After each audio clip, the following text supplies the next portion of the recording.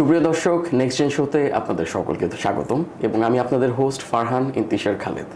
মূলত আমাদের শোয়ের যে কোর অবজেক্টিভটা আছে সেটা হচ্ছে কিছু ইন্সপায়ারিং ফিগার্স আছে আমাদের দেশে বিভিন্ন জায়গায় এবং বিভিন্ন সেক্টরে অনেক ইন্সপায়ারিং কিছু ফিগার্স রয়েছেন এবং আমরা আমাদের কোর প্রিন্সিপাল এবং কোর একটা অবজেক্টিভ হিসেবেই ধরে নিই এই যে ইন্সপায়ারিং ফিগার্সগুলো রয়েছেন তাদেরকে আপনাদের কাছে পেশ করা, যাতে করে তাদের কাছ থেকে এবং তাদের কাজ থেকে আপনারা কোনো না কোনো অনুপ্রেরণা ডিরাইভ করে নিয়ে যেতে পারেন।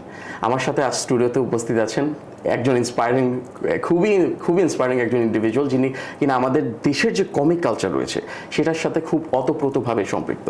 তো আমার সাথে স্টুডিওতে উপস্থিত আছেন রাশাদ ইমাম তন্ময়, যাকে অনেকে আপনারা কার্টুনিস্ট তন্ময় হিসেবে চিনে থাকেন। হি ইজ ভেরি এক্সপিরিয়েন্সড এবং হাইলি ক্রিয়েটিভ ইন্ডিভিজুয়াল। তো আপনাকে অসংখ্য ধন্যবাদ আমাদের শোতে আজকে এসে আপনার প্রেজেন্স দিয়ে শোটাকে গ্রেস করার জন্য। আপনি কেমন আছেন? ভালো আছি। তোমাকে অনেক ধন্যবাদ এরকম একটা ফাটাফাটি ইন্ট্রো দেওয়ার জন্য। আমি তো চাচ্ছিলাম যে আরেকটু বাড়িয়ে বলার জন্য, কারণ it is truly a matter of pride যখন আমরা কমিক কালচার এবং আমাদের যে কার্টুনিস্ট যে এনভায়রনমেন্ট আছে বা মিলিউটা আছে সেটা নিয়ে কিন্তু আমাদের দেশের মানুষের মধ্যে একটা নেগেটিভ কনোটেশন কাজ করে। তারা হয়তো ভেবে থাকেন অ্যাজ এ কার্টুনিস্ট এবং as a creative in the comic business or in the artistic sector associated with comics and cartoon, সেখান থেকে হয়তো ক্যারিয়ার ডিরেকশন খুব একটা সামনের দিকে আগাতে পারে না। তো এই নেগেটিভ কনোটেশন কিংবা মিসকনসেপশনটাকে আমরা ভাঙারই আজকে চেষ্টা করব। আচ্ছা, বাট আমি এটার সাথে কমপ্লিটলি এগ্রি করি না। হয়তো এটা 10-15 বছর আগে ছিল। উল্টা দেখা যায় যে অনেক ফাইন আর্টসের কথা তুমি বলতে পারো, অনেক সময় মনে করে যে ফাইন আর্টসের নিয়ে অনেক কোশ্চেন ওঠে, কিন্তু বাংলাদেশে কার্টুনিং কমিক্স ইভেন কার্টুনিস্টরা বাংলাদেশের এত পপুলার, হ্যাঁ, সেইটা ছেলে মেয়েদের মধ্যে আরো এখন অনেক ইন্টারেস্ট যে কিভাবে এই প্রফেশনে যাওয়া যায়। আচ্ছা, তো আমি যদি শুরুর দিকে আপনাকে জিজ্ঞেস করি যে এই যে আপনার স্কেচিং কিংবা কার্টুনে আপনার কমিক ক্রিয়েশনের দিকে আপনার কিভাবে আগানো হয়? আমি তো ছোটবেলা থেকেই ছবি আঁকতাম। আমি এটা আর একটু সবসময় একটা ফানি স্টোরি দিয়ে বলি। সেটা হচ্ছে যে ছোটবেলায় যেটা হতো, আমি খুবই ঘরকুনে টাইপ ছিলাম, আমি খুব সোশ্যাল ছিলাম না অনেক বছর পর্যন্ত, কথা বলতে ডিফিকাল্টিজ হতো। আচ্ছা, তো ওই জন্য আমি হয়তো আর্টটাকে খুঁজে পাইছিলাম যে that was my mean of communication. আচ্ছা, তো একবার স্কুলে, আর আমি খুব ম্যাথে খারাপ ছিলাম, সায়েন্সের সাবজেক্টে খারাপ ছিলাম। আচ্ছা, সো যখনই আমাকে টিচাররা বকাঝকা করতো তখন আমি লাস্ট বেঞ্চে বসে খুব রাগে ওই স্যারের একটা কার্টুন আঁকতাম। হ্যাঁ, আচ্ছা, তো নাক বড় করে দিতাম, আচ্ছা, গাল বড় করে দিতাম, আচ্ছা, and I used to laugh at it by myself. That was my revenge. আচ্ছা, আচ্ছা। তো এরকম একবার আঁকছি। তো এরকম কোন ক্লাসে খেয়াল নাই, বেসিক্যালি E=mc² পড়াচ্ছে ক্লাসে, আমি মনোযোগ দিচ্ছি না। সো আমি এরকম এঁকেছি, ওটা আমার পাশের জন দেখে ও নিয়ে হাসাহাসি শুরু করছে, ওর থেকে আরেকজন নিয়ে হাসা শুরু করছে, এমন করে ইট এন্ডেড আপ স্যারের হাতে। যখন বলছে যে এই ছেলে আঁকছে, আমাদের সময় কিন্তু পিটাতো, বেত দিয়ে পিটাতো। হ্যাঁ, তখন he threw the duster at me. হ্যাঁ, পং করে একটা বাড়ি খেলাম। বাড়ি খেলে ফার্স্ট টাইম সবসময় বলি রিয়েলাইজেশন হলো যে কি বলে, এভরি অ্যাকশনের ইকুয়াল এন্ড অপোজিট রিয়াকশন আছে, দ্যাট রেজিস্টার ইকুয়াল নাকি জানি না, বাট যে অপোজিট রিয়াকশন আছে সেটা দিয়ে আমার রিয়েলাইজেশন হলো, আরে কার্টুন তো অনেক একটা পাওয়ারফুল জিনিস। It is powerful. And jokes apart, basically যেটা হয়, আমার খুবই উন্মাদ ম্যাগাজিনের প্রতি ইন্সপায়ার ছিল। তোমরা জানো বাংলাদেশে 80s থেকে ইট ওয়াজ এ ভেরি পপুলার ম্যাগাজিন, আমার ভাইরা পড়তো। আচ্ছা, সো আমি ওইটার কার্টুন দেখে দেখে কপি করতাম। আচ্ছা, সো বড় হওয়ার পরে আমি উন্মাদ ম্যাগাজিনে নিয়ে যাই আমার গুরু আহসান হাবিবকে, আমার আঁকা দেখাই, and he takes me under his wing. আচ্ছা, সো ওখান থেকেই শুরু আর কি, catharsis through creation of your caricatures। সেখান থেকে বলতে পারবো যে আপনি ইন্সপায়ার্ড ফিল করেন যে পরবর্তীতে এই ডিরেকশনে আপনি প্রফেশনালি হয়তো আগাতে পারেন। না, এরকম কিছু ছিল না। ইভেন আমি যখন 2 বছর ধরে পলিটিক্যাল কার্টুনস হিসেবে চাকরিও করতেছি ইসের পরে, যে ইউনিভার্সিটির পরে, আচ্ছা, তখনও I never thought that, I thought this is something I am doing at the side, but reality hit করবে এবং আমার মনে হয় অন্য কোনো প্রফেশন চুজ করতে হবে। হ্যাঁ, না, লিটারালি ব্যাংকারই, কারণ আমার বাবা ব্যাংকার ছিলেন। হ্যাঁ, তো আমার বাবা পুশই করতেছিলেন যে ব্যাংকিং এর দিকে যাও, কিন্তু আবার হি really use to love this things. আমি যেগুলো করি উনি খুব পছন্দ করতেন, তাই পুরোপুরি আটকাতেন না। তো আমি বলছি যে আমার এখন সুযোগ দিচ্ছে, করতেছি, দেখি কই যায়। কিন্তু কার্টুন আঁকতাম, আর মেইন কারণটাই হচ্ছে এত ভাল লাগতো, এটা ছাড়া থাকতে পারতাম না, কিন্তু কখনো ভাবি নাই যে এটা প্রফেশন হবে বাংলাদেশে। আচ্ছা, but it is a matter of great pride for all of us যে আপনি you are an inspiring figure. তো আমি যদি আপনি জিজ্ঞেস করছি, যেহেতু আপনি এখন এটাকে আপনার ডমিনেন্ট প্রফেশন হিসেবেই নিয়েছেন, ছোটকালে কি আপনি আমরা যেমন ড্রয়িং শিখতাম হয়তো প্রফেশনালি শেখার চেষ্টা করতাম, এমন কিছু কি আপনি করতেন? আমি ড্রয়িং স্কুলে গেছি, আচ্ছা, কিন্তু আমি এখন I look back and I see যে আই ওয়াজ ভেরি স্নব। হ্যাঁ, খুবই চুজদি। কিরকম আসল কারণটা হচ্ছে বললাম না যে আসলে ঘরকোনা টাইপ ছিলাম আমি, পুরা একটা ইমো বাচ্চা ছিলাম, মানে বাসার বাইরে গেলেই কান্না লাগতো, আচ্ছা লাগতো। তো তখন উছিলা বানাইতাম। আর্ট স্কুলে নিয়ে গেছেন আমার বাবা, হ্যাঁ, তো কিন্তু আমার বাবা আমার খুব আমার ডিসিশনের প্রায়োরিটি দিতেন। আচ্ছা, নিয়ে গিয়ে জিজ্ঞেস করতেন এখানে আঁকা শিখবে? এখন আমার না বাইরে যেতে ভালো লাগে না, আমার বাসায় বসে থাকতে ভালো লাগে। হ্যাঁ, তো ওই ছোটবেলায় তো তখন আমি উছিলা বানাতাম। হ্যাঁ, আমরা যে না এখানে ধরো ওয়াটার কালার করে পানিটা গাছের গোড়ায় ফেলছে, এখানে ময়লা পানি ফেলতেছে, এখানে শিখবো না, ওই টিচারটা খারাপ, ওদের ওখানে আঁকা শিখবো না। কিন্তু এখন I look back and see যে অনেক বাচ্চা তো অনেক কিছুই করে, বাবা মা তো এগুলো শুনে না। আমার বাবা এত কষ্ট করে নিয়ে যেতেন আর বলতেন আচ্ছা ঠিক আছে, মানা করছে, আবার আমরা ফেরত আসতাম। এরকম করে করে ফাইনালি একটা আর্ট স্কুলে আজিমপুরে লেডিস ক্লাব, ওখানে বেশ অনেক কয়েকদিন আমি ছবি আঁকা শিখেছিলাম। আচ্ছা, আমি মনে করি ক্রিয়েটিভ মানুষ যারা, আমি অধিকাংশ ক্ষেত্রেই আমি এই প্রেসিডেন্টটাই দেখেছি, তারা ঘরকোনে হয় এবং তারা নিজেদের মধ্যেই নিজের ক্রিয়েটিভিটিটাকে ইনস্টিল করে রাখে এবং পরবর্তীতে এক্সপ্রেশনের নিজের মধ্যেই নিজের মাধ্যমে হয়তো তারা একটা আউটলেটের ব্যবস্থা করে থাকে। এটা খুবই ভালো কথা বলছো, কারণ আমিও ওই জিনিসটা দেখি। আমার কাছে মনে হয় যে যেই বাচ্চাটা ছোটবেলায় প্রপারলি ফাংশন করতে পারবে, সোশ্যালাইজ করতে পারবে, তার তো ঘন্টার পর ঘন্টা একটা কাগজ কলম বা একটা ইনস্ট্রুমেন্ট নিয়ে কাটানোর দরকার নাই। দে উইল হ্যাভ ফ্রেন্ডস, প্রচুরই হয়, বন্ধু বান্ধব হয়ে যায়, সোশ্যাল কানেকশন হয়ে যায়, and they have fun, go out, in the sun and everything, তাই না? তুমি যে কথাটা বলছো ওইটাই আসলে ঠিক। যারা স্ট্রাগল করে কানেক্ট করতে, তখন মিউজিক হোক, আর্ট হোক, they find it as their solace বলো বা কানেকশনের মিডিয়াম বলো। আচ্ছা, না আমি শুধুমাত্র চিন্তা করছি যে একটা ক্যারিকেচার থেকে আপনি আজ কত দূর চলে আসতে পেরেছেন, এবং আমি আমাদের দর্শকদেরকে দেখাতে চাই যে এই যে কমিকটা দেখতে পাচ্ছেন আমার হাতে, অবশ্য দুটো কমিক আছে, রুস্তম পালোয়ান। এটা কিন্তু আমাদের যে ভাই আছেন, ভাইয়ের নিজের ক্রিয়েশন, এবং এখানে আপনি যদি কমিকটা আপনারা কালেক্ট করে থাকেন, বিভিন্ন আপনারা অনলাইনে ওটা পেয়ে থাকতে পারেন, এবং আপনি যদি বিভিন্ন বইয়ের আউটলেটগুলোতে যান, আপনার বাতিঘর আছে, বই বিচিত্র আছে, এই সকল জায়গায় কিন্তু আপনি এই ক্রিয়েশনটা কালেক্ট করতে পারবেন। তো আপনি তো এই কমিকের মাধ্যমে একটা পাবলিকেশনের সাথে সম্পৃক্ত আছেন, এটা সম্পর্কে যদি আমাদের দর্শকদের আপনি বলতেন। সো কার্টুন পিপল থেকে আমরা পাবলিকেশনটা শুরু করি 2022-এ। তো এইটাও সবকিছু না আমার গোজ ব্যাক টু চাইল্ডহুড। হ্যাঁ, ছোটবেলায় যখন আমরা বড় হয়েছি হচ্ছে বিল্লু, পিঙ্কি, চাচা চৌধুরী পড়ে, এগুলো তো ইন্ডিয়ান কমিক্স, আবার টিনটিন পড়ে বা সুপারম্যান, ব্যাটম্যান পড়ে, প্রথম আলো ন্যান্সি। হ্যাঁ, ন্যান্সি তো আসলে প্রথম আলো না, ন্যান্সিও বাইরের কমিক্স প্রথম আলোতে ছাপতো, প্রথমত টারজান ছাপতো। তো তখন মনে হতো কি যে দ্যাটস গ্রেট, বাট আমাদের দেশে কবে হবে?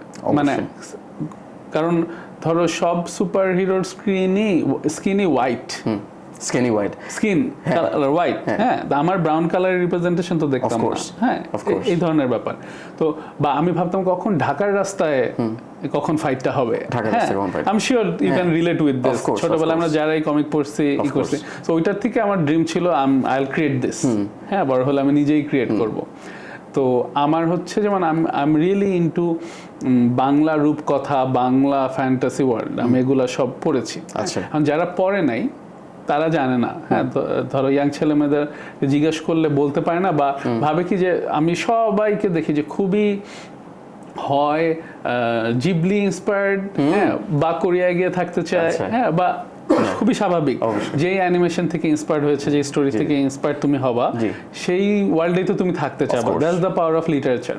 তো ওখান থেকে আমার একটা ইচ্ছা হয় যে আমি বাংলা রূপকথা ওয়ার্ল্ডটাকে এমনভাবে রিক্রিয়েট করব, রিটেল করব, যাতে আমাদের দেশের ছেলেমেয়েরা ওই দুনিয়ায় থাকতে চায়। হ্যাঁ, তো এখানে রুস্তম পালোয়ান হচ্ছে একটা দেশি সুপার হিরো, যে লুঙ্গিতে গিট মেরে দৈত্য দানও ফাইট করতে যায়, ওর ফেভারিট খাবার হচ্ছে বাকরখানি, ওর বেস্ট ফ্রেন্ড হচ্ছে ঘ্যাং নামে নামে একটা ব্যাং, হ্যাঁ, সো খুবই মানে ও হচ্ছে একটা কৃষকের গ্রামে একমাত্র ছেলে যে পালোয়ান হওয়ার স্বপ্ন দেখে। তো ওইখানে ফরবিডেন যে মারামারি করা যাবে না, উই ক্রিয়েট, আচ্ছা কৃষকরা উই অনলি ক্রিয়েট, আমাদের দেশে মারামারি আমাদের গ্রামে আমরা ওয়েলকাম করি না। কিন্তু ও ছোটবেলা থেকে is very big, very clumsy, হ্যাঁ, কৃষকরা খুব সুনিপুণ ভাবে ধান রোপণ করে, আর ও চাষ করতে গেলে ওর বাড়ি লেগে আরেকজন পড়ে যায়।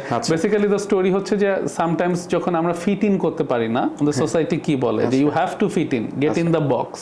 So this is the story about Rustam Palowan, and this is the story about every other kid যারা ফিট ইন করতে স্ট্রাগল করে, and they on the way they find out their own super power. আচ্ছা, তো আমি বলবো যে it is a representation not just of Bangladesh but Bangladeshi people in general. এটা বলা যায় যারা ফিট ইন করে না তারা কিন্তু এখানে এই যে কমিকের যে ক্যারেক্টারটা আছে রুস্তম পালোয়ান, তার সাথে কিন্তু তারা নিজেদেরকে অ্যাসোসিয়েট করতে পারবে যে আই ডোন্ট ফিট ইন, হয়তো আমি পালোয়ান হব না বাট আমি অন্য কিছু হতে চাই, যেমন আপনি কার্টুনিস্ট হতে চেয়েছিলেন।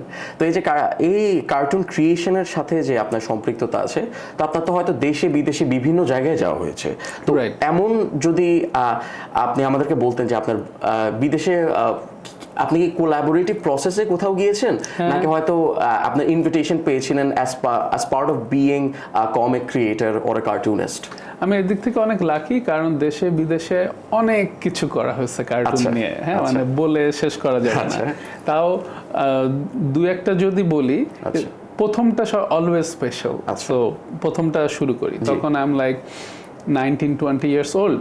তো তখন একটা সাউথ এশিয়ান কার্টুনিস্ট কংগ্রেস নামে নেপালে একটা সাউথ এশিয়ান কার্টুনিস্টদের একটা কংগ্রেস অ্যারেঞ্জ হচ্ছে, হ্যাঁ।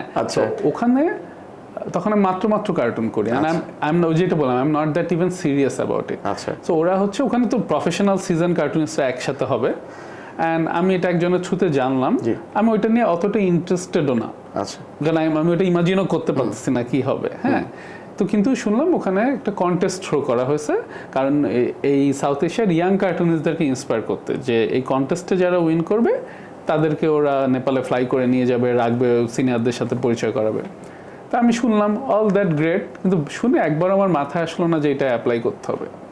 আচ্ছা, কারণ হচ্ছে আমি তো নিজেকে গেমে চিন্তাই করতেছি না, মানে I do this for fun, হ্যাঁ, আমি মনেও করি না আমি ক্যাপাবল, আমার মনেও করি না আমার পসিবিলিটি আছে। এবং আপনি ধরে নিয়েছিলেন you do this as something being on the side? না, never on the side. This is like, কিভাবে বুঝাবো, যেমন আমি ইউনিভার্সিটিতে মানে সব সময় ফাঁকি দিয়ে, যেই আমি সবসময় বলি যেই জিনিসটা তুমি ফাঁকিবাজি করে গিয়ে করো, ওইটা যদি আসলেও তোমার হার্টকে ফুলফিল করে, ওইটা তোমার করা উচিত সবসময়।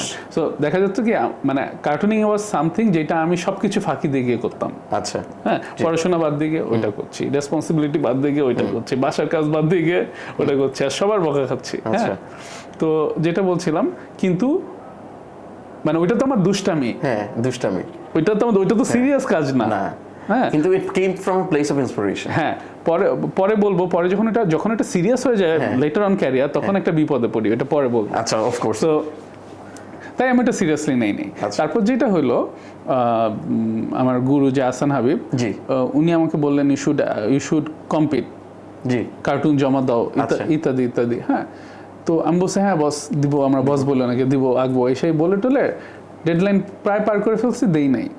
আর তখন আমার নতুন বন্ধু হয়েছে লাইফে, ইউনিভার্সিটিতে ঘুরে টুরে বেড়াচ্ছি, তখন আবার কার্টুন একটু কম করি। হ্যাঁ, আচ্ছা।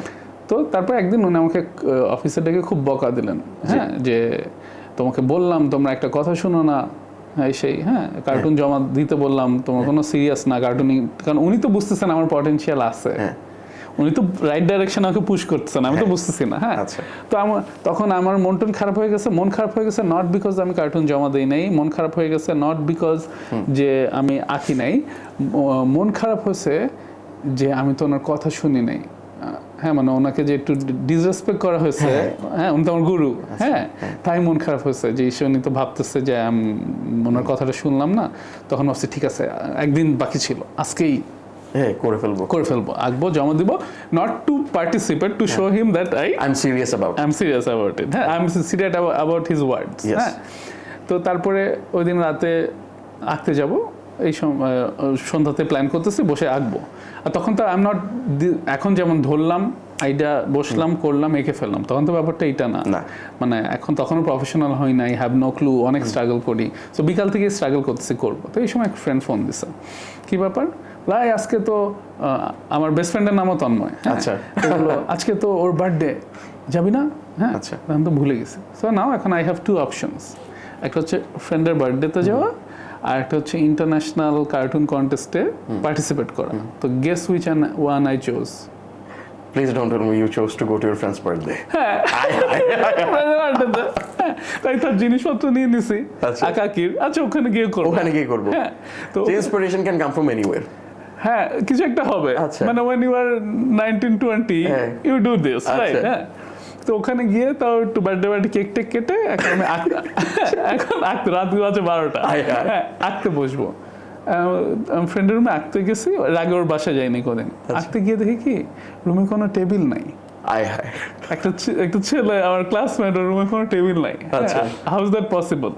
Of course. তো কি আছে, একটা ড্রেসিং টেবিল আছে, কারণ ওর বোনের সাথে একসাথে থাকতো। হ্যাঁ, সো বেসিক্যালি ড্রেসিং টেবিলের সামনে কতটুকু জায়গা থাকে? এইটুকু জায়গা থাকে। তখন আর কি করব, ওই ইটি বডি স্প্রেটা সরায় ওইটুকু জায়গার মধ্যে রেখে হোয়াট এভার আই কুড আমি একেটাকে জমা দিয়ে দিছি।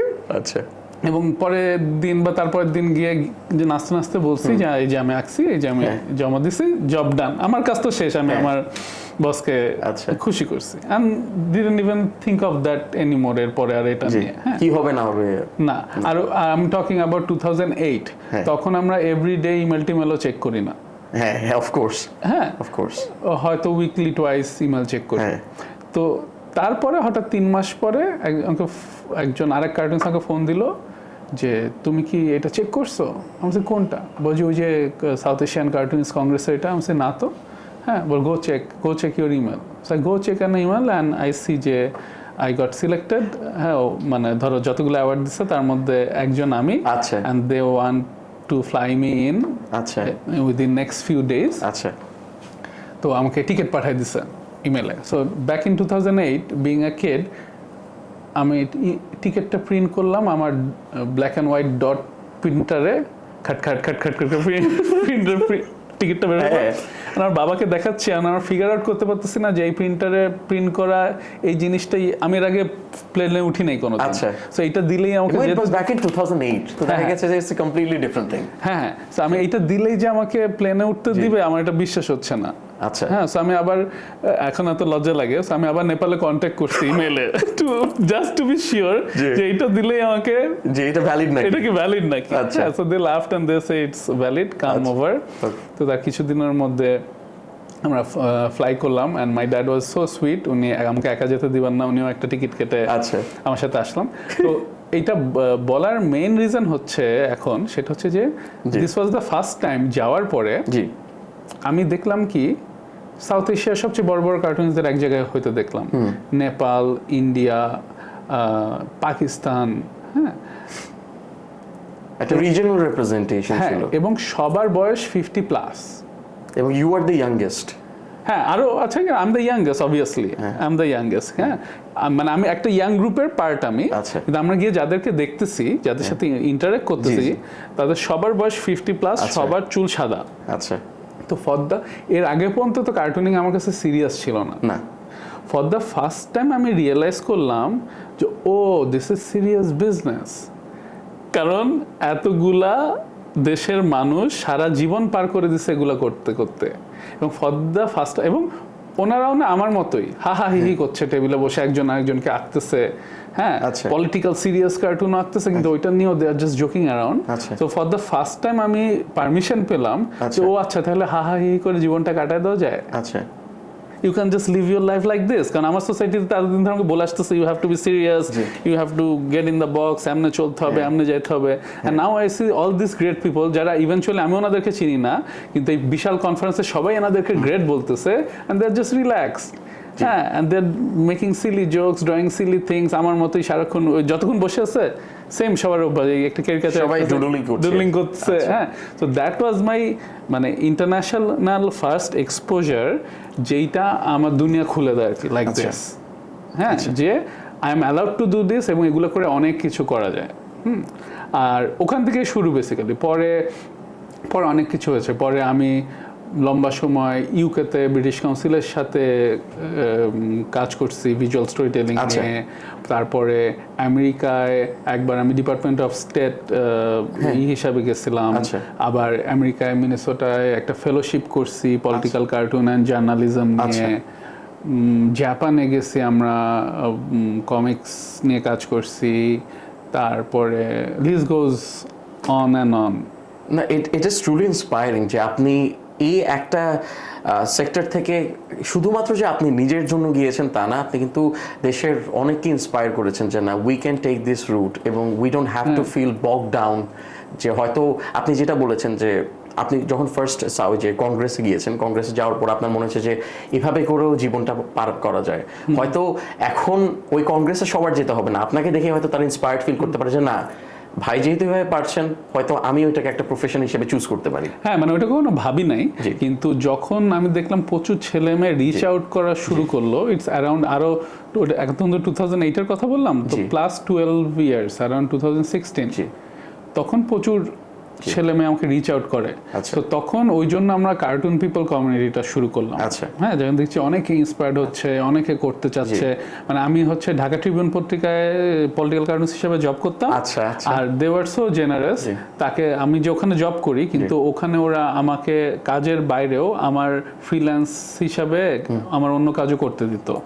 সো আমি দেখা যাচ্ছে as a political cartoonist Dhaka ট্রিবিউনে কাজ করছি, ওর পাশাপাশি ছেলেমেয়েরা আসতেছে, ওরা ওদের ড্রয়িংস নিয়ে এসে দেখাচ্ছে, আমি ফিডব্যাক দিচ্ছি।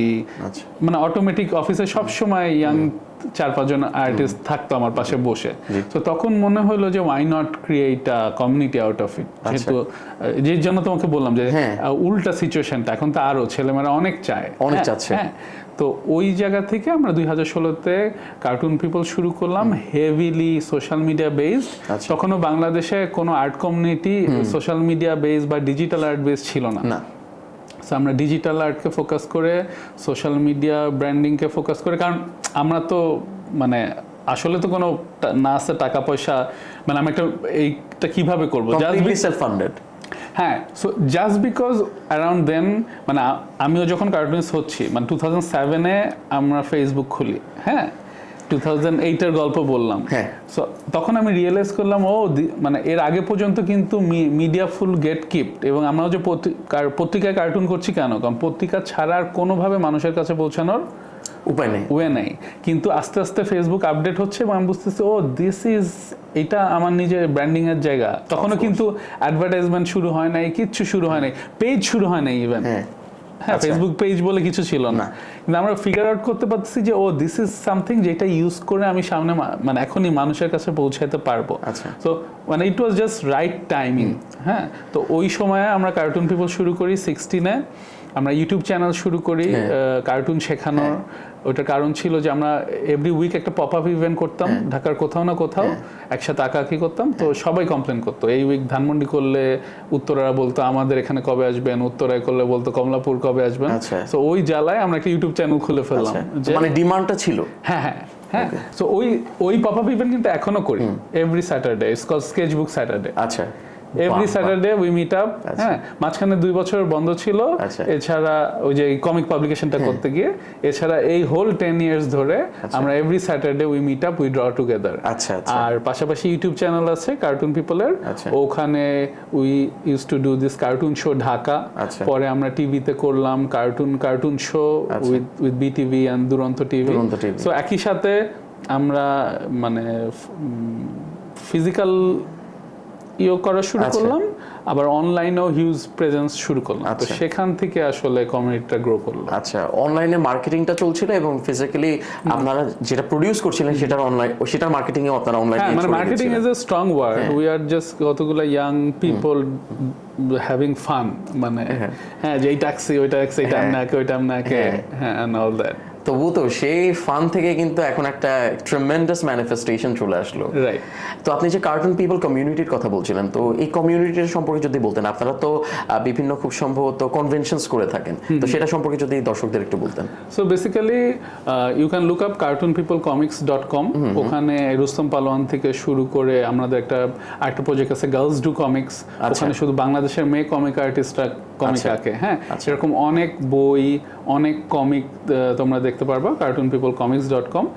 আর এছাড়া আমরা হিউজলি প্রেজেন্ট হচ্ছে cartoon people Facebook page, cartoon people Facebook group, cartoon people comics Instagram, YouTube, তো সব জায়গায় মানে আমাদের আরো ইজি হবে যদি ওয়েবসাইটের কমিউনিটি পেজে যাও। আচ্ছা, ওখানে একদম ইনস্ট্রাকশন দেওয়া আছে হাউ can you join, মানে it's just you walk in, you join, you do these things, no money, completely free, no formalities। হ্যাঁ, no formalities একদম, হ্যাঁ, মানে it's an open community embracing all। হ্যাঁ, it is tremendously inspiring। So ওই কমিউনিটিটা যখন এত active হয়ে উঠলো, তখনই আমাদের মনে হলো যে বাংলাদেশে এতজন আসছে, তো তারপর কি কমিক তো করতে হবে। হ্যাঁ, কমিক তো করতে হবে। হ্যাঁ, সো আমরা কমিক করতে কতগুলো কনভেনশনাল পাবলিশারের কাছে গেলাম। তখন দেখলাম যে প্রিন্ট ভালো হচ্ছে না, বা যারা নিজেরা কমিক বুঝেন না, আচ্ছা, তারা আসলে কমিকটা ওইভাবে বের করতে পারছেন না, কারণ at the end of the day it's a product. হ্যাঁ, মানে এটা যদি এখন প্রি টিন হয়, ইয়াং অ্যাডাল্ট হয়, তাহলে এটার সাইজ কি হবে, এই কি হবে, যদি আরো 18+ কমিক হয় সেটা, হ্যাঁ, সেইটার সেট আপ কি হবে। হ্যাঁ, সো ওইটা থেকে আলটিমেটলি আমরা ডিসিশন নিলাম যে আমরা নিজেরাই পাবলিকেশন শুরু করব। তো তারপরে এই কার্টুন পিপল কমিক্স স্টার্ট হলো। এবং আমি যদি আমার পার্সপেক্টিভ থেকে বলি, ইট ইজ ভেরি লুক্রেটিভ, এবং আমার মনে হয় না যে it can be restricted to any age group. আমার মনে হয় আমার মাও এটা পড়তে পারবে। হ্যাঁ, ইনফ্যাক্ট রুস্তম পালোয়ানের স্পেশালি স্টোরিটা ওইটা মাথায় রেখেই লেখা যে ছোটরা তো অবশ্যই ফার্স্ট আমার অডিয়েন্স, কিন্তু যত বয়স বাড়বে there are layers। হ্যাঁ, যে you realise there a first লেভেলে হচ্ছে ইটস অ্যান অ্যাডভেঞ্চার, ও নানাকে বাঁচাইতে যায়। হ্যাঁ, কিন্তু দেয়ার লেয়ার্স, আস্তে আস্তে বোঝা যায় অ্যাডভেঞ্চারটা আসলে inner journey. G, of course. হ্যাঁ, সো দ্যাট শুড ওয়ার্ক। কারণ আমি কখনো একটা জিনিস খুব অপছন্দ করি, অনেকে হচ্ছে বাচ্চাদের জন্য সো কল্ড বাচ্চাদের মতো করে লিখেন। ওকে, হ্যাঁ, দ্যাট আই ডোন্ট লাইক। কারণ আমার কাছে মানে আমি সবসময় দেখি আমার যত পিচ্চিদের সাথে মিশি, তারা কিন্তু নিজেদেরকে ছোট মনে করে না, তাদের কিন্তু নিজেদেরকে অ্যাডাল্টই মনে করে, এবং তারা সিরিয়াসলি ওপিনিয়ন দেয়। এবং আমিও তাদের সাথে ছোটদের মতো করে কথা বলি না, আমি তোমার সাথে যেভাবে কথা বলি ওদের সাথে আমার কথা বলি। ওদের সম্মুখে ওদের জন্য যখন লিখতেও গিয়েছি, তখনও ওইটা মাথায় ছিল যে মানে অবশ্যই মানে গল্প এমপ্যাথেটিক হবে, গল্প ড্রিম ক্রিয়েট করবে। হ্যাঁ, কিন্তু দেয়ার ইজ নো চান্স যে আমার অডিয়েন্সকে আমি কোনোভাবে লেস ভাববো না। হ্যাঁ, সো ওই জায়গা থেকে রুস্তম পালোয়ানটা করার। এবং আপনি যেভাবে বলছেন, তাহলে কিন্তু আমরা বলতে পারি যে মেসেজিংটা কিন্তু অনেকটা ইউনিভার্সাল, যে এনিবডি ক্যান রিলেট টু ইট। এবং যখন একজন রিডার পড়তে বসবে, তার কাছে এইজটাকে কোনো একটা ডিসাইডিং ফ্যাক্টর হিসেবে মনে হবে না। তার মনে হবে আমি হয়তো 50 বছরের হতে পারি, আমিও ইন্সপায়ার্ড ফিল করতে পারি, যে আমিও রিলেট করতে পারি এই স্টোরিটার সাথে। এবং the same goes for a child, যে হয়তো I hope so, I definitely hope so, and also that's the power of the medium of comics, you know, of course। হ্যাঁ, মানে আমরা যত বড়ই হয়ে যাই, of course, হাতে নিলে কিন্তু আমাদের আর মনে থাকে না, মনে থাকে না, ইনার চাইল্ডটাকে বের করে নিয়ে আসে। of course। এবং আমার মনে হয়, এবং আমি আমার পার্সপেক্টিভ থেকে বলছি, আমি হয়তো পুরোটা রিড থ্রু করতে পারিনি, কিন্তু যে মেসেজিংটা আমি দেখতে পাচ্ছি, গিফট, তুমি এটা থ্যাংক ইউ সো মাচ। এবং এখান থেকে আমি দেখেই বুঝতে পারছি যে not only is the illustration lucrative, আমার কাছে যেটা মনে হচ্ছে যে it is a great representation. আমরা কতদিন ম্যানহাটনের ফাইট সিনস গুলো দেখতে পাবো, আমাদের তো শাহবাগে একটু মারপিট দেখা উচিত নাকি? শুধু মারপিট না, সবই দেখা উচিত, একদম সবই দেখা উচিত। তো আমি যদি আপনাকে জিজ্ঞেস করি, এটা হচ্ছে আমাদের যে প্রিন্সিপাল হোস্ট আছে ডালিয়া রাহানা, আপনার জন্য একটা স্পেসিফিক কোয়েশ্চেন সে আমাকে দিয়ে দিয়েছে। সে বলেছে আপনার ইন্সপাইরেশনের যে জায়গাটা আছে, এবং আপনি যাকে আপনার গুরু হিসেবে দাবি করেন, আহসান হাবিব, তার সাথে উম্মাদ পত্রিকায় কাজ করার অভিজ্ঞতাটা কেমন ছিল, এবং সেটা যদি আপনি আমাদের সাথে একটু শেয়ার করতেন। রাইট, অনেকটা তো তোমাকে অলরেডি বলেছি। মানে আমি আমার জার্নি বলতে গেলে কখনোই ওনাকে ছাড়া বলা সম্ভবই না। আচ্ছা, তারপর একটা ছোট গল্প বললে বলা যায় যে যখন প্রথম জয়েন করলাম ওনার আন্ডারে, তো উন্মাদ ওয়াজ দ্য কুলেস্ট থিং, মানে আমার বন্ধুদের মধ্যে এবং আমার মাথায়ও। তো যখন আমি জানলাম যে ও আমাকে প্রথম অ্যাসাইনমেন্ট দিলেন, আচ্ছা। আহসান হাবিব, তাই ওয়েন্ট ক্রেজি যে আমি আঁকবো এবং এটা আলটিমেটলি এটা ছাপা হবে। আমি ফার্স্টেই আমার সব বন্ধু বান্ধবদের জানাই দিচ্ছি দিস হ্যাপেন্ড, আমি গিয়েছি, আমি এখানে চাকরি পেয়েছি। ছোটবেলা একটা থাকে না, তো ফিলিং বিগ। হ্যাঁ, তো নেক্সট মান্থের ফার্স্ট উইকেই আমার কার্টুন আসবে, আইল বি পাবলিশ কার্টুনে, সবাই দেখবা। আচ্ছা। আহসান হাবিব আমাকে বলতেছেন এটা একে নিয়ে আসো। আচ্ছা। তো একে নিয়ে গেছি। হ্যাঁ, নিয়ে গিয়ে ওনাকে সাবমিট করছি, উনি নিছে। হ্যাঁ, আরেকটা ব্যাপার ছিল, আমি সবসময় বলি যে ওনার কাছ থেকে যত না স্কিল শিখেছি তার চেয়ে বেশি লাইফস্টাইল শিখছি। আচ্ছা। হ্যাঁ, মানে হি ইজ এ ফিলোসফার আমার চোখে, এবং মানে ওই যে জীবনকে কিভাবে বেশি সিরিয়াসলি না নিয়েও ক্রিয়েটিভলি কাটায় দেওয়া যায়, দ্যাটস দ্য বিউটি। মানে ওনার সাথে একবেলা হলেও তোমার বসা উচিত। আচ্ছা। হ্যাঁ, উন্মাদ অফিসের একটা কালচার হচ্ছে দরজা কখনো লক থাকে না। ওকে, দ্যাটস ইন্টারেস্টিং। সো মিরপুরের উন্মাদ অফিসে you can just walk in. আচ্ছা, ওকে। এবং আপনি যে কথাটা বললেন, to live life devoid of seriousness, however maintaining the sanctity of life itself, এটা কিন্তু খুবই rare. also being very juvenile, of course. হ্যাঁ, তো এইটা ওনার কাছ থেকে আমরা সবচেয়ে বেশি পেয়েছি। যেমন আমাদের কখনো খুব মন খারাপ থাকলে, এখনো এত কাজ এত কিছু, খুব মন খারাপ, আমার কাজ হচ্ছে আমার উন্মাদ অফিসে যাওয়া, গিয়ে ওনার সাথে একটু বসে থাকা। I don't even talk much, কিন্তু গিয়ে বসে আছেন in the presence of it। হ্যাঁ, 1 ঘন্টা মন ভালো হয়ে গেছে, চলে আসছে। কারণ উনি এমন যোগ করবে, এমনই করবে বা করবে না। আচ্ছা, বাট ইটস সো হোলসাম।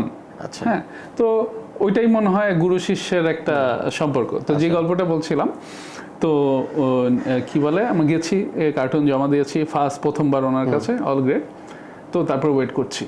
প্রথম ফার্স্ট 3-4-5 তারিখের দিকে ম্যাগাজিন স্ট্যান্ডে গিয়েছি, দেখছি নতুন উন্মাদ আসছে। হ্যাঁ, আমাদের এলাকার ম্যাগাজিন স্ট্যান্ডে। তো ওই লোককেও বলছি যে এটা কাজ করতেছে, কাউকে বাকি নাই। হ্যাঁ, তো নিলাম। আর বলে রাখতে হচ্ছে যে কবে আসবে যাতে আমাকে জানায়, আগে থেকে সিরিয়াসলি জানায় আমি এটা কাজ করছি, এটা নতুনটা আসলে আমাকে বলবেন। তো বলছে, নিছি, নিয়ে খুলে টুলে দেখি আমার কার্টুন নাই। তো প্যারা। হ্যাঁ, ঠিক আছে, কোনো মতে বন্ধু বান্ধবকেও বলে ফেলছি একটা কেমন ব্যাপার। তো পরের দিন সাথে সাথে উন্মাদ অফিসে গেছি। গিয়ে বসকে বললাম যে বস, আমার তো কার্টুন আসে নাই। কি ব্যাপার? হ্যাঁ, কার্টুন আসে নাই কেন? বললাম ওহো আসে নাই, সরি, তাহলে মনে হয় মিস হয়ে গেছে, নেক্সট মান্থ। হ্যাঁ, ঠিক আছে, আমি তো ইয়াং কার্টুনিস্ট, আমি তো বেশি ডিমান্ডও করতে পারি না। হ্যাঁ, ঠিক আছে ফাইন, তাহলে তুমি আরেকটা অ্যাসাইনমেন্ট করো। হ্যাঁ, তো দিলাম, আবার আঁকছি, করছি, করে জমা দিছি। হ্যাঁ, জমা দিছি, এবার আবার ফ্রেন্ডদেরকে জানাচ্ছি এই গতবার একটু মিস্টেক হয়ে গেছিল, এইবার কিন্তু বেরোচ্ছে, সবাই কিনবি, কিন্তু সবাই দেখবি। হ্যাঁ, তো আবার পরের মান্থের ফার্স্ট উইকে গিয়ে আবার ম্যাগাজিন নিছি, আবার আমারটা ছাপা হয়নি। হ্যাঁ, আমি তো হতভম্ব। হ্যাঁ, এখন তো ফ্রেন্ডরা ফোন করে হাসাহাসি শুরু করছে। হ্যাঁ, যোগ করতেছে আমাকে নিয়ে, বাণিজ্য তো পুরা শেষ। পরের দিন আবার উন্মাদ অফিসে গেছি, বস কি ব্যাপার, এবারও ছাপার নাই কেন? এবারও ছাপা হয় নাই। হাই, এবারও ছাপা হয় নাই, ড্যাম ইট। ঠিক আছে, এইবার পরের বার নেক্সট মাস্ট, মিস হবে না। Was he testing you? না, I have no clue। আচ্ছা, পরের বার মাস্ট। আবার অ্যাসাইনমেন্ট দিলেন, সিমিলার অ্যাসাইনমেন্ট, আবার রাখলাম, করে দিলাম। এবার কি ছাপা হবে? হ্যাঁ, শিওর, এবার শিওর ছাপা হবে। হ্যাঁ, তো পর বললাম, ফ্রেন্ডদেরকে বললাম যে এই ঠিক আছে, ইউ হ্যাড এনাফ ফান। হ্যাঁ, এবার এবার সিরিয়াসলি দেখাই দিব, এবার এমন আঁকছি। হ্যাঁ, এবার হবে। মুহে টোলে ওয়েট করলাম আরো 1 মাস, পরের মাস আবার আসছে। আবার ওই পত্রিকার দোকানের সামনে দিয়েও যাই না, কারণ হাসে। 2 বার আর কিনিও নাই, যেহেতু আমারটা ছাপা হয় না, তো টাকা কম। হ্যাঁ, তারপর আবার যখন নেক্সট মান্থ আসছে, কি মামা এবার বেরোইছে? হ্যাঁ, হাসতেছে। হ্যাঁ, যখন পাত্তা টাত্তা না দিয়ে আবার ম্যাগাজিন নিচে খুলছি, আবার ছাপা হয় নাই। মানে কি করব, মানে আই গট কমপ্লিটলি ডিভাস্টেটেড। ফ্রেন্ডের ফোন ধরতেছি না, উন্মাদ অফিসে গেছি, গিয়ে বসকে বলছি, boss what did I do wrong? হ্যাঁ, আপনি কি বলবেন কি হয়েছে, কেন ছাপতেছি না? Then he replied, now you ask the right question. এতদিন পর্যন্ত আমি বলতেছিলাম ছাপেন নাই কেন। For the first time I asked him আমার ক্যারিয়ারে যে how to improve, what can I do better. হ্যাঁ, সঙ্গে সঙ্গে হি টুক মি ইন, বসে যা যা আঁকছিলাম started showing me we can do this better. হ্যাঁ, এবং তারপরের মাস থেকে এবং মোস্ট এরপরেও অনেক দিন আমি তার একদিনে রেডি হয়ে যাই নাই, আমি যাই এঁকে দিতাম হার্ডলি হয়তো এটা ছাপানো যাবে, শুধু আমার না অন্য কার্টুনদের সবার ক্ষেত্রে। উনি ওই আঁকা নিয়ে কেটে কেটে কাট পেস্ট করে ওইটার উপর দিয়ে উনি কিন্তু ডিজিটালি কাজ করেন না, উনি পুরো হ্যান্ডস অন ম্যাগাজিন করেন, ওটা দেখাও একটা আর্ট এফেক্টের মতো ব্যাপার। সো কোনো আঁকাই হয় নাই, তাও আমার ড্রয়িং থেকে মাথাটা কেটে নিয়ে বসায়, বাকিটা উনি এঁকে দিয়ে তারপর আমার নাম দিয়ে ফিচার পাবলিশ করতেন বছরের পর বছর। হ্যাঁ, শুধু আমার না অনেকের। তো ওই প্রসেসে যে আমি একটা আঁকছি, পরে উনি আবার নতুন করে কিভাবে করলেন ওগুলো দেখে, আর উন্মাদ অফিসের আড্ডার মধ্যে সব সিনিয়ররা আড্ডা দিচ্ছে। আমার বয়স 20, ওনাদের বয়স মানে 50+, 40+। হ্যাঁ, তার মধ্যেও আমাকে জিজ্ঞেস করতেছে, শুধু আমাকে না আমার বয়সী সবাইকে, যে তোমার মতামত কি, এটা বাংলাদেশে কই হয়? অফকোর্স কোথাও হয় না কিন্তু। জি, হ্যাঁ, মানে সব 50+ লোকরা আড্ডা দিচ্ছে, তার মাঝখানেও আমি একটা 18, 19, 20 ইয়ার্স ওল্ডের আমার একটা বয়স আছে। হ্যাঁ, যে আমার মনে হয় এইটা এখন তাই লুক ব্যাক না লজ্জা লাগে।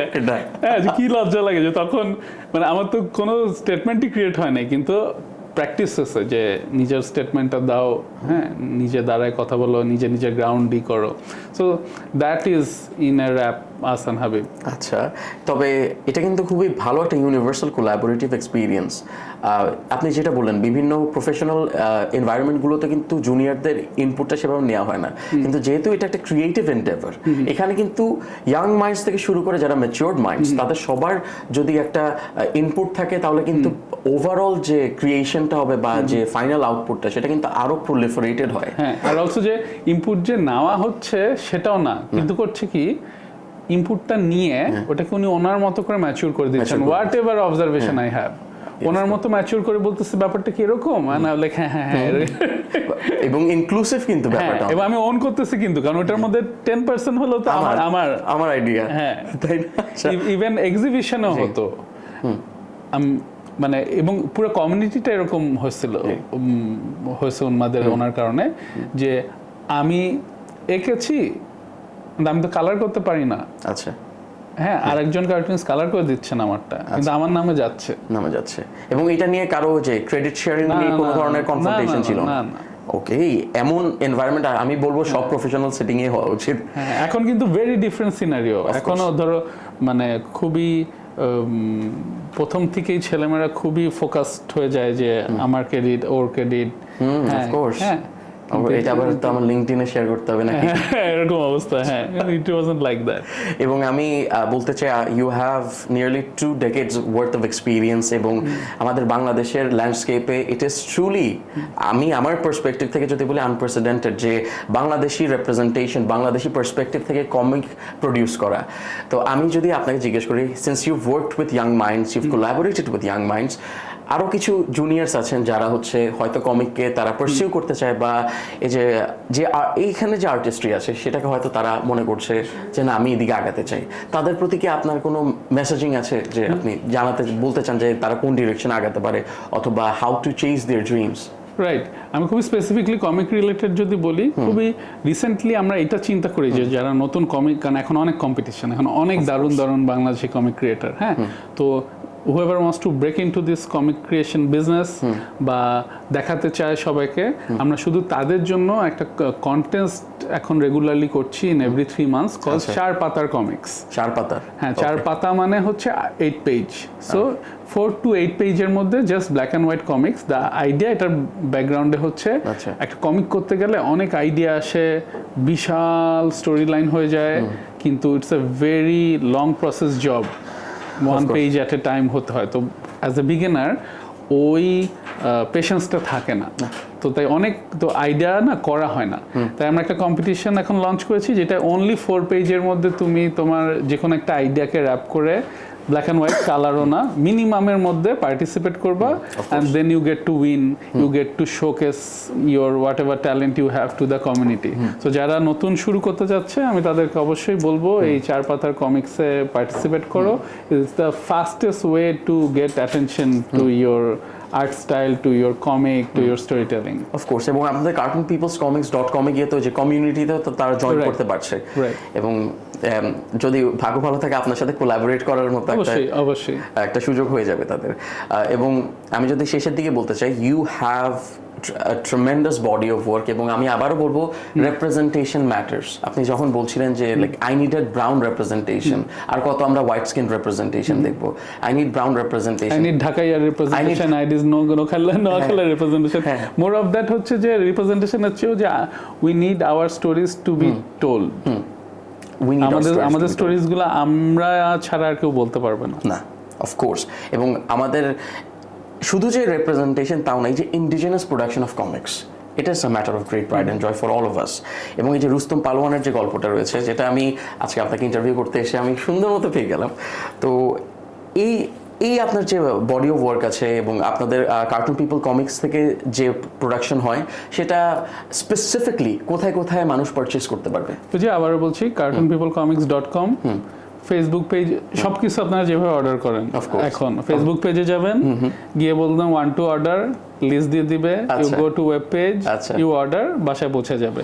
এছাড়াও বাতিঘর, পিবিএস, যে কোনো বাংলাদেশি বই আপনি যেসব শপ থেকে, অনলাইন শপ থেকে কিনেন, ওদেরকে বলেন, ওরা পাঠিয়ে দিবে। ফিজিক্যাল শপ পিবিএস এ যান, পাঞ্জেরির পাঠক সমাবেশ, বাতিঘর, কিছু কিছু ওই লাইব্রেরিজ, ঢাকার অনেক লোকাল লাইব্রেরিজ, মোটামুটি সব জায়গায় আছে, ইউ ক্যান জাস্ট অর্ডার। আচ্ছা, আমি শুধু আপনার কথাগুলো শুনছিলাম এবং ভাবছি আপনি কতটা ব্যস্ত একজন মানুষ, এতগুলো অ্যাসোসিয়েশনের সাথে আপনি অ্যাসোসিয়েটেড, প্লাস আপনার যে নিজের প্রফেশনাল রেসপন্সিবিলিটিস রয়েছে, তা থাকা সত্ত্বেও যে আপনি আমাদের সময় দিতে পেরেছেন, উই আর ট্রুলি ইন্ডেটেড এবং we are truly grateful that you joined us. এবং আশা করি পরবর্তীতে আরও কিছু ল্যাবোরেট এক্সপিরিয়েন্সেস এবং আরও কিছু ল্যাবোরেট ক্রিয়েশনস নিয়ে আমরা আপনার সাথে বসতে পারবো।